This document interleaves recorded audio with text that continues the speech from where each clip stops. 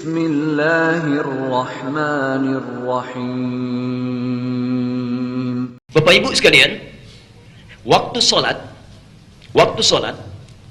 tiba ditandai dengan satu kalimat yang diperdengarkan pada kita semua, yang langsung tuntunannya secara tauqifi disampaikan pada Rasulullah dan diperdengarkan kepada kita semua yang masih punya pendengaran. Ya. Nah, lafaz ini yang memberikan peringatan kepada kita bahwa waktu sholat telah tiba, itu disebut dengan azan. Azan. Tidak mungkin Anda sudah istighfar, kemudian berdoa, tiba-tiba sholat saja misalnya. Belum tiba waktunya. Ya. Sifat sholat Nabi diawali dengan pertanda menunggu dulu waktu sholat tiba. Ya. Jadi kalau Anda sudah selesai menunaikan ibadah-ibadah tadi, ya, maka simak waktu untuk sekejap menunggu adzan. Ya. Penanda waktu sholat telah tiba. Disebut apa? Tiba. Jadi apa yang dimaksud dengan adzan? Adzan artinya apa?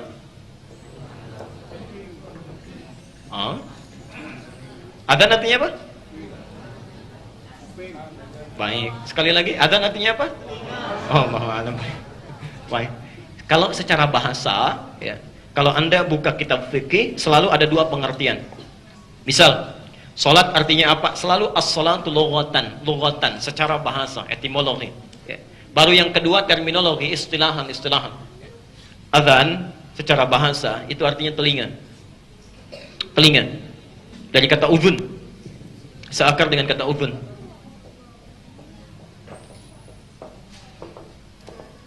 Kenapa lafaz ini disebut dengan adzan? Ya, Allahu Akbar dan seterusnya. Kenapa dinamakan dengan adzan? Seakan-akan memberikan isyarat bahwa panggilan solat ini yang menunjukkan waktu solat tiba itu pasti akan didengar oleh orang yang masih punya pendengaran, ya, punya telinga, ya, punya pendengaran. Dan Masya Allah, menurut penelitian, satu-satunya lafaz di muka bumi ini yang terus didengar oleh telinga itu adzan.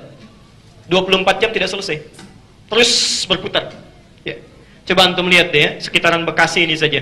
Galaksi selesai adzan, tiba-tiba bergeser ke Jakapermai. Jakapermai selesai adzan, geser lagi ke sana, ke Perumnas, kemudian ke Kayuringin, kemudian ke Bintara, terus. Allah, 24 jam tidak selesai. Ya, Mesir selesai pindah ke Libya, Libya selesai pindah ke Tunisia, Tunis selesai ke Maroko, Maroko selesai ke Aljazair, geser sedikit dari Italia, Prancis, Spanyol, 24 jam. Kalau lafaz ini tidak berasal dari petunjuk Allah, hanya rekayasa manusia saja, tidak akan pernah terngiang-ngiang sampai dengan saat ini. Ya, mustahil itu, mustahil. Adzan. Secara fikih, adzan itu adalah satu isyarat atau panggilan yang menunjukkan tibanya waktu sholat.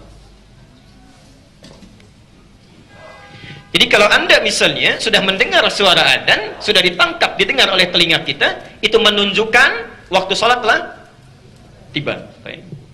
Pelan. Baik. Sekarang pertanyaannya apa sunnahnya? Apa sunnahnya? Nah, sifat sholat Nabi dalam sholat subuhnya dimulai dari sini. Ya. Saat adzan mulai berkumandang, beliau, Masya Allah, seorang Nabi, Rasul dijamin masuk surga, jadi tuntunan surga tingkat paling tinggi, masih meluangkan waktunya sejenak untuk mendengarkan, meresapi dan menjawab seruan adzan. Ini sunnah yang pertama. Hati-hati ya, kadang-kadang dianggap remeh tapi ini penting. Ya. Kita bacakan hadisnya dari Abu Sa'id Al-Khudri. Ya. Nabi SAW menyampaikan, "Idza sami'tumun nida, ya, faqulu mithla ma yaqulul muadzin." Ya. Idza sami'tumun nida, jika Anda mendengar, ya, mendengar an-nida. Ini bagus sekali ini. Bagus sekali. Di dalam Quran, panggilan adzan dan panggilan malaikat itu selalu menggunakan kata nida. Nida. Ya. Padahal panggilan, ajakan itu bisa menggunakan kata da'a. Da'a yad'u, ya, mengajak, memanggil. Tapi di sini memilih kata nida.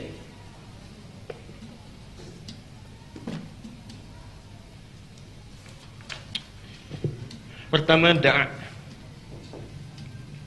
Kata panggilnya ud'u. Kedua nada yunadi. Nada yunadi. Kata panggilnya nida, nadi, atau nida kata bendanya. Nida. Pelan-pelan. Kalau Anda mendengar kalimat ini, da'a, ud'u, itu berarti panggilan yang sifatnya hanya mengajak saja. Mengajak. Isinya cuma ajakan. Misal, ayo ke masjid yuk. Ayo baca Quran yuk. Ayo olahraga yuk. Itu da'a namanya. Da'a. Ya. Quran surah ke-16 ayat 125. Ud'u ila sabili rabbika bil hikmah. Ajaklah orang yang belum paham tentang petunjuk Tuhanmu ke jalan Allah. Misal, maaf ya, ada teman yang belum senang ikut ta'lim, Anda ingin ajak, ya, Anda ingin ajak, maka kata Quran, ajak dia, panggil dia, tapi jangan sembarangan panggilnya, bil hikmah, dengan cara yang bijak, ya. Kata-kata yang enak didengar, kalimat yang menyenangkan, itu da'a. Jadi sifatnya masih umum. Tapi kalau tersebut kalimat nida, ya, dan diserap ke dalam bahasa Indonesia menjadi nada, ya, tidak disebutkan dalam bahasa Arab kecuali untuk menunjuk pada panggilan yang sifatnya sangat lembut, isinya sangat dalam, dan penuh dengan manfaat. Masya Allah. Pelan-pelan. Tidak disebutkan kecuali panggilan yang menunjukkan pada kelembutan, lembut, ya. Isinya sangat dalam, ya. Penuh dengan kedalaman hikmah, dan kandungannya sangat bermanfaat. Pelan-pelan. Karena itu setiap panggilan di Quran, misal panggilan salat Jumat, ya, panggilan salat Jumat, Quran surah 62 ayat yang ke-9, sebelah kanan paling atas, ya ayyuhalladzina amanu idza nudiya lis-salati min yaumil jum'ah, pakai nida, ya. Panggilan malaikat, ya, kepada hambanya untuk mengatakan beriman, ya. Yunadi, Ali Imran dari ayat 190-nya, ya. Ayat 191-nya, alladzina yadhkurunallaha qiyaman wa qu'udan wa 'ala wa yatafakkaruna fi khalqis samawati wal ard rabbana ma khalaqta hadza batila subhanaka faqina. 192-nya, rabbana innaka man tudkhilin nar faqad akhzaita wa ma min. Seterusnya, rabbana innana sami'na munadiyan yunadi an aminu bi rabbikum Allah. Panggilan iman itu menggunakan kalimat nada nida, seakan-akan memberi pesan kalau Anda ingin mengajak kepada iman atau hanya sekedar azan, mengumandangkan azan, maka kumandangkan dengan penuh kelembutan, ya. Jangan sambil marah-marah. Ajak orang beriman sambil marah-marah. Malaikat aja nggak marah, masa kita bukan malaikat marah? Ya, jangan marah-marah. Kenapa mesti marah-marah? Ya. Malaikat diperintahkan memberikan petunjuk dengan kelembutan. Masa kita bukan malaikat mencela orang? Nggak perlu mencela. Baik. Nah, yang paling menarik, perhatikan di dalam kalimat azan ini, kenapa disebutkan dengan nida? Kata Nabi, idza sami'tumun nida, seakan-akan Nabi bukan menekankan panggilannya. Nabi menekankan dalam kalimat-kalimatnya ada kedalaman makna yang patut engkau renungkan. Ada manfaat yang bisa engkau dapatkan pahalanya. Karena itu kalau Anda ingin mendapatkannya, kata Rasulullah, perhatikan kalimatnya. Perhatikan kalimatnya. Faqulu mithla ma yaqulul muadzin. Setiap muadzin mengumandangkan kalimat adzan, selesai dia mengucapkan kalimatnya, maka Anda langsung ikuti. Ya, jelas? Betul. Allahu Akbar, Allahu Akbar. Kalimat diucapkan, Allahu Akbar. Kita praktekkan, diulang 2 kali.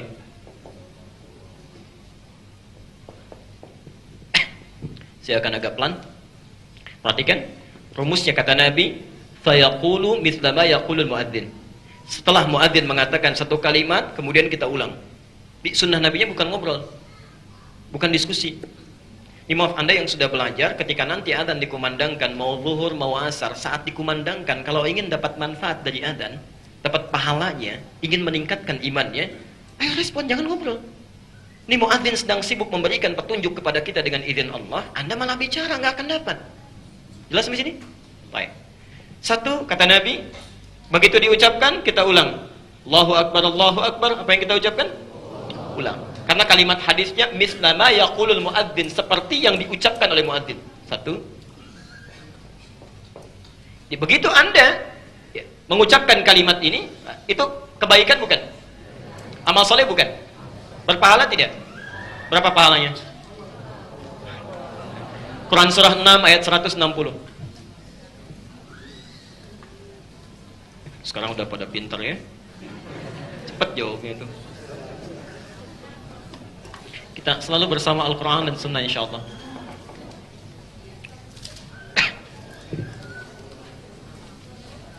Ada? Quran surah 6 ayat 160. Man jaa bil hasanati falahu asyru amthaliha. Falahu asyru amthaliha. Ada ayatnya? Baik. Perhatikan, siapa yang mendatangkan, melakukan satu kebaikan, dia akan dapat 10 pahala yang semisalnya. 10 pahala. Quran surah 6 ayat 160.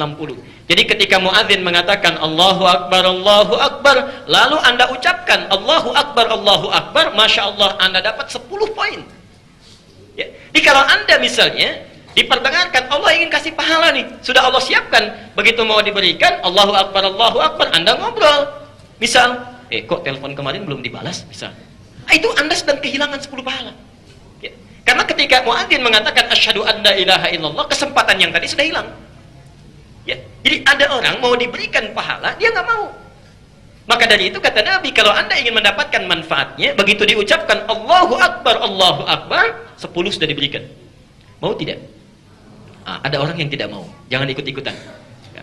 Baik, itu bagi orang yang menjawab. Bagi muadzinnya berapa? Yang azannya berapa pahalanya? Masya Allah. Bagi yang azannya 1, dia mendapatkan 10 kebaikan untuk dirinya, dan mendapatkan 10 kebaikan lagi dari setiap orang yang menjawabnya. Wah.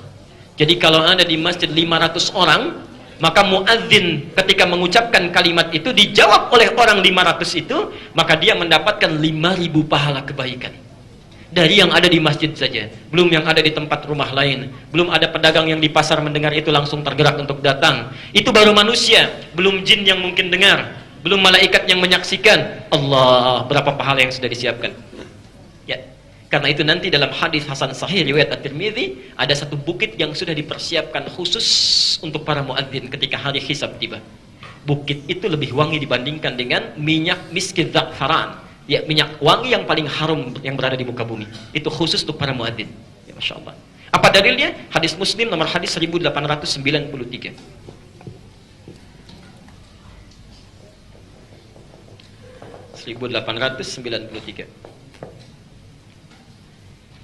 Man dalla ala khairin falahu ajruhu mithla ajri fa'ilihi min ghairi an yankusa min ajrihi syai'. Siapa yang menunjukkan pada satu kebaikan, memfasilitasi pada kebaikan, dikerjakan oleh orang lain yang mendengarkannya, mendapatinya, dia dapat pahala yang sama dengan yang mengerjakan tanpa dikurangi sedikit pun. Dia azan Allahu Akbar, ngasih petunjuk, diikuti oleh 500 orang, maka dia dapat pahala dari 500 orang ini tanpa dikurangi sedikit pun. Masya Allah. Tapi informasi saja, di Al-Ihsan sudah ada muadzinnya, ya. Jadi silakan cari di tempat lain. Insya Allah. Baik.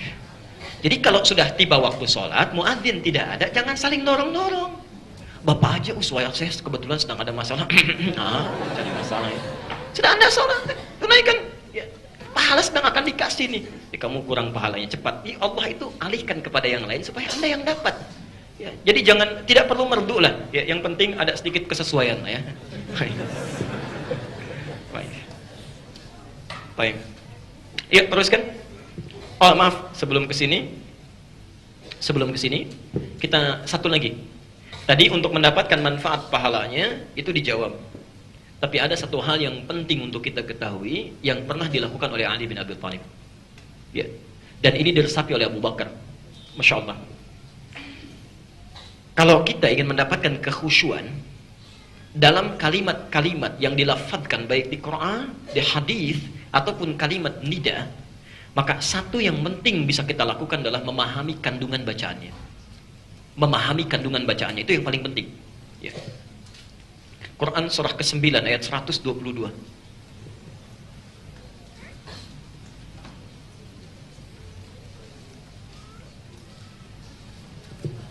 Saya seringkali ungkapkan ini, jadi untuk menegaskan.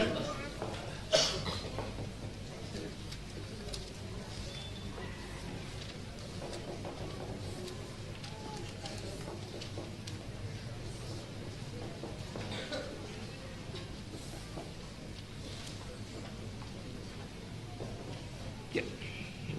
Perhatikan sini. Segala yang terkait dengan agama kita, dengan din, ya, apapun yang Anda pelajari, kalau terkait dengan agama, misal, belajar Quran terkait dengan din, belajar hadis terkait dengan din, belajar fiqih terkait dengan din, macam-macam. Ya. Semua urusan yang terkait dengan agama, ya, berita Qurannya, perhatikan, lihat tafaqahu fid din, itu mesti dipelajari dengan fiqih, sampai paham. Tafakuh itu dari kata fikih, artinya paham, mengerti. Ya. Jadi ada isyarat di ayat ini, wa ma kana al-mu'minun liyanfiru kaffah, wa ma kana al-mu'minuna liyanfiru kaffah, falawla nafara min kulli firqatin minhum ta'ifatun liyatafaqahu fid din. Kalimatnya fikih. Ya. Di tafaqquh asalnya dari kata fikih, artinya paham, mengerti. Perhatikan, singkat, ada isyarat di Quran, kalau Anda ingin belajar dengan baik tentang agama, khusyuk ditunaikannya, maka jangan sekedar hanya numpang informasi, tapi pastikan yang Anda pelajari sampai paham, mengerti. Misal, mau sholat, belajar tentang sholat, maka jangan cukupkan pada tahu bacaannya saja, sampai pahami di balik bacaan yang diungkapkan. Sehingga ketika Anda sholat paham dengan bacaannya, itu membantu kekhusyuan kita. Ya. Coba cek deh. Mohon saya tidak bosan-bosan sampai dengan hari ini. Mohon maaf kalau bahasanya kurang menyenangkan. Anda sampai sholat terakhir tadi yang duha, dari mulai sholat pertama kali, berapa persen bacaan sholat yang dipahami? Ya bagaimana sholatnya bisa khusyuk kalau tidak mengerti yang diucapkan? Ya kita sujud, bukan kita. Anda sujud misalnya, ya tapi saat diucapkan, tapi tidak ngerti yang dibacakan. Ruku nggak paham yang disampaikan, bagaimana bisa khusyuk sholatnya?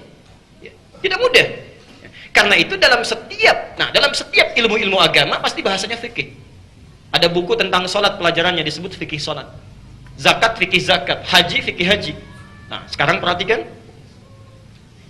Fikih itu paham. Kalau Anda ingin berusaha keras untuk paham, itu bahasanya menjadi tafaqquh, tambah tak di ujungnya. Dalam qafnya ditasydidkan. Tafaqquh, berusaha keras untuk memahami.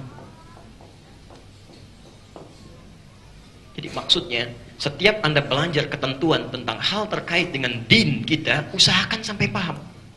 Termasuk saat mendengar lafaz adzan. Kalau cuma ingin dapat 10 kebaikan, setiap diikuti kalimatnya, cukup, nggak paham pun nggak apa-apa. Allahu Akbar, Allahu Akbar, Allahu Akbar, Allahu Akbar, 10 kebaikan. Syahadu an la ilaha illallah, 10 kebaikan. Tapi kalau Anda ingin dapat lebih daripada itu, pahami artinya. Ali bin Abi Thalib, ketika mendengar kalimat adzan dikumandangkan, sampai bergetar. Ditanya kenapa? Kata beliau, sudah tiba panggilan Allah yang kalau diperdengarkan pada bumi dan gunung-gunung mereka akan gemetar, bahkan mungkin bisa hancur. Sedangkan saya manusia yang sangat zalim dan lemah, kita dengan gunung, kita dengan gunung dibandingkan gunung lebih keras mana? Lebih keras mana? Saya ulangi. Sekali lagi, lebih keras mana?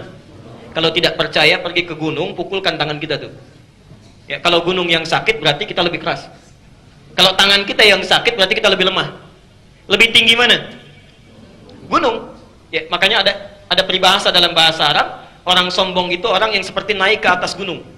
Ya, melihat di sekitarnya seperti kecil, padahal dia lupa dia pun dilihat dari bawah itu kecil.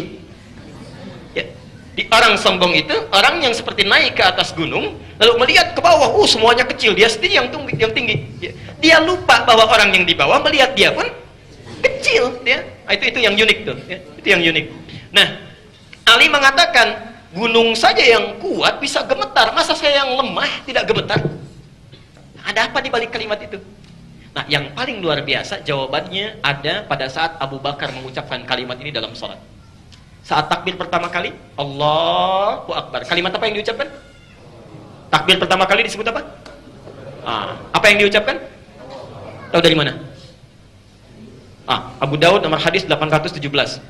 Fayaqulu Allahu Akbar. Maka ucapkanlah Allah. Abu Bakar saat mengucapkan ini bertakbir, mengatakan Allahu Akbar, langsung bergetar. Bergetar. Kata Abu Bakar, perhatikan kalimatnya, sudah tiba panggilan yang saat diperdengarkan, saat dilakukan, harus bisa menjadikan diri kita lebih rendah. Hanya Allah yang paling agung. Saya takut ketika sholat itu mengucapkan Allahu Akbar, saya membawa kebesaran dalam diri saya. Walaupun sekedar orang mengatakan, wah Anda khusyuk ya sholatnya, itu takut kalau membawa sholat saat takbir, takut membawa perasaan disebut khusyuk itu. Itu Abu Bakar. Pelan-pelan. Saya sempurnakan dulu ya. Ada kabir, ada akbar. Dalam kalimat bahasa Arab, kalau ada seseorang memiliki keistimewaan-keistimewaan tertentu atau benda yang sifatnya istimewa, besar dan diprioritaskan, maka bahasa Arabnya kabir. Contoh, ada masjid besar, agung, hebat, bagus, orang Arab menyebutnya masjid kabir. Ada seorang pejabat, bos besar, dihormati, orang Arab menyebutnya Masya Allah, mudir kabir, ya, istimewa, yang membawa kebesaran, kebanggaan tertentu, ya, kebanggaan. Tapi kalau ada yang di atas itu seluruhnya, yang tidak tersaingi lagi, dan tidak ada yang lebih hebat dibandingkan itu, maka diganti kalimatnya dari kabir, yaknya dibuang, ditambah hamzah di depannya. Jadi akbar. Akbar. Nah, saat Anda salat mengucapkan Allahu Akbar, misal, maka kalimat itu seakan-akan menegaskan kepada kita, maaf, sebesar apapun kedudukan dunia Anda, buang seketika itu juga. Karena ada sosok yang lebih dibandingkan Anda saat itu. Rendahkan diri kita, rendahkan. Nah, kalimat azan sebelum sholat itu sudah mengingatkan. Kamu mau sholat, menghadap kepada yang maha, hebat, segalanya. Jangan pernah sedikit pun membawa kebesaran dalam diri. Nah, setiap sahabat ketika mendengar kalimat itu sudah menundukkan, malu. Takut saat sholat itu tidak disadari membawa kebesaran dirinya. Ya. Maaf, kedudukannya sebagai khalifah, sebagai sahabat, ya, sebagai dianggap paling khusyuk, itu takut. Makanya ketika takbir itu sudah gemetaran. Sudah gemetaran. Kok bisa ada orang bukan sahabat, belum jelas surganya, hisabnya masih menegangkan, amalannya masih berantakan, dengan adzan biasa saja. Ya. Bahkan yang paling menarik saat adzan kedudukan dunia di bawah. Ya. Allahu Akbar, itu peringatan, tundukkan semuanya, kamu akan jadi hamba. Pengumuman berlangsung, Bapak mohon maaf Pak, saf pertama digeser karena ada rombongan gubernur mau datang. Itu sudah salah. Sudah salah. Karena kalimat itu menepikan segala gelar yang di bawah, termasuk saat Anda sholat. Maka dari itu coba cek ketika adzan dikumandangkan Allahu Akbar, apakah seketika Anda masih mengagungkan dunia yang sedang Anda nikmati saat ini? Jangan-jangan saking kabirnya kendaraan Anda lupa menggunakannya untuk ibadah. Saking kabirnya kedudukan Anda lupa untuk menunaikan hak-hak Allah yang belum pernah dikerjakan. Saking banyaknya harta benda dianggap besar sampai lupa menjadikan hak-hak Allah yang lain tertinggalkan. Maka kalimat Allahu Akbar mengingatkan, hei kamu itu akan meninggal, yang lain itu kecil, gak akan dibawa pulang. Sampai hari ini sudah sebesar apa amalmu yang akan dibawa menghadap kepada Allah yang Maha Akbar. Termasuk saat Anda datang ke sini. Ya. Jelas di sini?